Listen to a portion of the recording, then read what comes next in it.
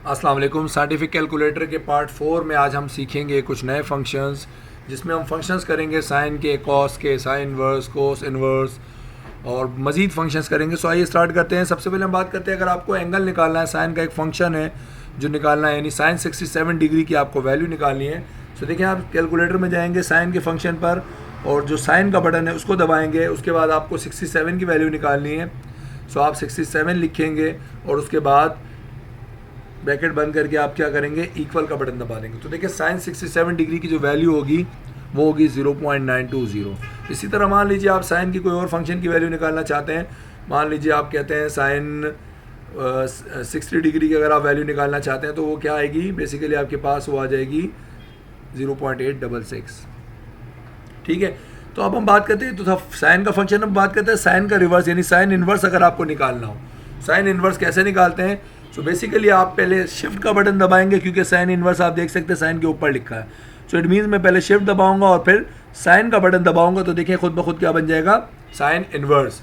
अब मुझे sine inverse किसका निकालना है, 0.5 का। सो मैं यहाँ पर वैल्यू लिख दूंगा 0.5 और ब्रैकेट बंद करके मैं इक्वल लिखूंगा। जब यहाँ पर आपके पास साइन इनवर्स 0.5 की वैल्यू आ जाएगी 30 डिग्री।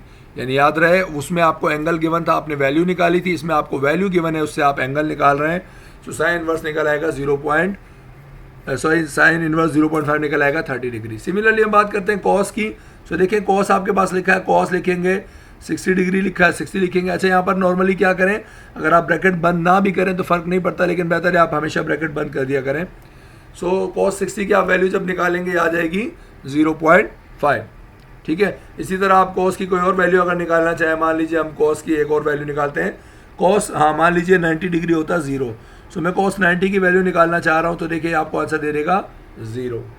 इसी तरह अगर मैं कॉस 0 की वैल्यू निकालूँ तो कॉस 0 हमेशा होता है 1 के बराबर। तो देखें कॉस 0 निकालेंगे तो आंसर आ जाएगा 1। ठीक है, अब हम बात करते हैं कॉस का इन्वर्स फंक्शन, यानी कॉस इन्वर्स की बात करेंगे कि कॉस इन्वर्स की जब आपको वैल्यू निकालनी हो तो आप कैसे निकालेंगे। तो देखिए दोबारा आप जाएंगे, शिफ्ट दबाएंगे एंड कॉस को दबाएंगे तो ये कॉस का इन्वर्स हो जाएगा और ये आपको कह रहा है 0.866। सो आप क्या करेंगे, इसका जब कॉस इन्वर्स निकालेंगे तो आपके पास वैल्यू आ जाएगी 30.00। ठीक है, सो कॉस इन्वर्स 0.86 से आपने वैल्यू निकाली, कितनी आ गई, 30 डिग्री के करीब आपके पास एंगल आ जाएगा। फिर हम बात करते हैं टेंजेंट के फंक्शन की। टेंजेंट आप निकालना चाहेंगे तो टेंजेंट 45 लिखेंगे। अच्छा, ये जो बटन है डेल का मतलब डिलीट का बटन है। अब जिस तरह मैंने यहाँ पर 45 लिखना था तो मैंने क्या लिख दिया 7, तो मैं डेल का बटन दबाऊंगा तो ये नंबर क्या हो जाएगा, डिलीट हो जाएगा। ठीक है, सो ये फंक्शन किसके लिए है, डिलीट का फंक्शन है। सो मैंने क्या किया, टेंजेंट लिखा और गलती से मान लीजिए 7 लिख दिया था, तो आप डिलीट का बटन दबाएंगे तो डिलीट हो जाएगा। अब आप लिख देंगे जो भी लिखना है। मैंने 45 लिखा और ब्रैकेट बंद कर दिया। सो टेंजेंट 45 की वैल्यू होती है 1। सो मैंने टेंजेंट 45 की वैल्यू निकाल दी, वो आ गई 1। ठीक है, इस तरह आप मजीद टेंजेंट की कोई भी वैल्यू निकाल सकते हैं। अब हम टेंजेंट इनवर्स का एक फंक्शन निकालते हैं। मान लीजिए आपको निकालनी है टेंजेंट 0.8, यानी टेंजेंट इनवर्स निकालना है 0.8। शिफ्ट का बटन दबाएंगे, टेंजेंट दबाएंगे तो टेंजेंट इनवर्स आ जाएगा। फिर 0.8 आप लिखेंगे और आपके पास एक वैल्यू आ जाएगी। आप जब इसको दबाएंगे, टेंजेंट इनवर्स 0.8 की वैल्यू निकालेंगे, ये एंगल आ जाएगा 38.65 डिग्रीज का। ठीक है, तो ये कहलाता है टेंजेंट इनवर्स का फंक्शन। अब हम मजीद बात करते हैं, आपके पास मजीद जो दो फंक्शन है, लॉग का और उसके रिवर्स का फंक्शन है। सो बात करते हैं log 5 की। अगर आपको वैल्यू निकालनी है सो हम क्या करेंगे, यहाँ देखिए आपके पास log है, ये लिखा हुआ, ठीक है ना। सो log हम क्या करेंगे, जब से पहले बटन दबाएंगे log, और हमें किसकी वैल्यू निकालनी है, log 5 की, तो इसलिए मैं यहाँ 5 लिखूंगा, ब्रैकेट बंद कर दूंगा, इक्वल लगा दूंगा, तो आपके पास log 5 की वैल्यू निकल आएगी। इसी तरह आपको log किसी और फंक्शन की वैल्यू निकालनी है, मान लीजिए log आप कहते हैं 25 की वैल्यू निकालनी है।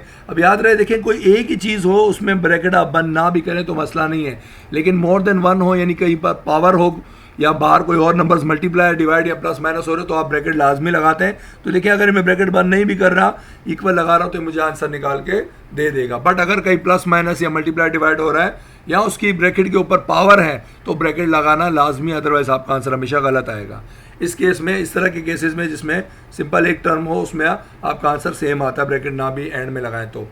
सो log की आपने वैल्यू निकाल दी। अब हम बात करते हैं log का इन्वर्स फंक्शन।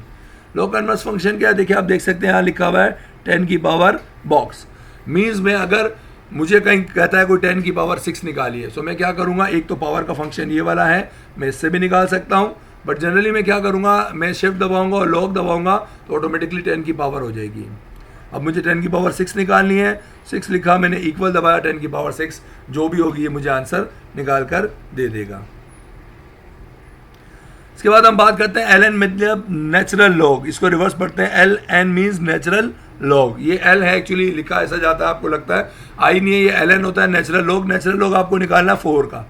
सो देखिए नेचुरल लॉग निकालने के लिए हम क्या करेंगे, यहाँ फंक्शन है ln का, सो मैं ln लिखूंगा, नेचुरल लॉग आ जाएगा। 4 की वैल्यू निकालनी है तो मैंने ln 4 लिखा तो मेरे पास एक वैल्यू आ गई 1.38। इसी तरह हम बात करेंगे ln का जो रिवर्स फंक्शन है, इसके ऊपर आप देखें छोटा सा e बना है, एक्सपोनेंशियल फंक्शन e, इसकी पावर क्या है, बॉक्स बना हुआ है। इट मीन्स अगर मुझे इसका रिवर्स फंक्शन निकालना है, मैं शिफ्ट दबा के लॉग का फंक्शन दबाऊंगा तो देखिए ई की पावर आ जाएगी, यानी एक्सपोनेंशियल जो आपके पास ई है उसकी पावर आप मान लीजिए अगर 3 लिखेंगे और इक्वल दबाएंगे तो आपके पास ई की जो वैल्यू है पावर 3 की, वो आपके पास एक वैल्यू निकल आएगी। ठीक है ना। जनरली अगर हम बात करें सिर्फ ई की तो देखिए सिर्फ ई अगर हम बात करें वो हमेशा बराबर होता है किसके, ये आपके पास, सॉरी आंसर के, इसने आंसर को भी ऑपरेट कर दिया। हम बात करते हैं सिर्फ अगर मैंने यहाँ देखे एसी का बटन नहीं दबाया तो जब मैंने कोई और फंक्शन लगाया तो उसने आंसर गलत दिया, इसीलिए आप बार बार ऑल क्लियर करते रहेंगे। तो मैंने शिफ्ट दबा के लॉक का बटन जब दबाया ई आ गया और मैं अब इसको इक्वल दबाऊंगा तो देखें एरर दे रहा है, क्यों, क्योंकि मैंने यहाँ पर कोई भी पावर नहीं लिखी, ई की कोई पावर लिखूंगा तो यकीनन आंसर आएगा। तो मैं शिफ्ट दबा के लॉक दबा रहा हूँ और मान लीजिए ई की पावर में लिखना चाह रहा हूँ 1, सो ई की पावर 1 आपको हमेशा पता होना चाहिए 2.718 होती है।